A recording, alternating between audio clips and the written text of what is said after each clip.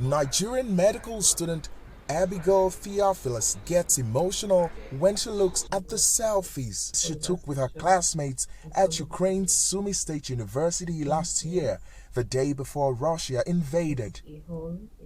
That morning, I went to get an x-ray done and I went into town. Everywhere was empty. People were lining up to get food. And at first, the threat of war was like, it was a regular thing in Eastern Europe to hear about war, but this was serious. So I went out. People had left. Everywhere was scanty. Ukraine says there were about 76,000 foreign students studying in the country, more than 4,000 of them Nigerians, when Russia attacked. Egyptians and Moroccans were among the largest groups from Africa, which accounted for about a quarter of the total foreign students, who mostly fled on their own. About 1,800 Nigerians were evacuated weeks into the war. Theophilus said they took a bus and later a train to reach Lviv and escape the fighting. In Sumy State, it was difficult for anybody to leave. So the day I realized I needed to leave was when I think it was during the evening time. There was a missile that was sent to one of their powerhouse, and I saw it pass. And I've never seen a missile before, and I saw it pass. The explosion happened, and it was night. Everywhere looked as bright as day, and it dawned on me that this was actually war. Safely back in Nigeria, their studies were put on hold until October last year, when a deal between Ukrainian and Nigerian universities let students continue pursuing their degrees.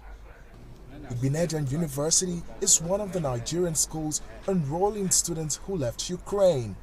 But the interruption in studies was a big setback, says Kofowurala Adewale, who enrolled months ago.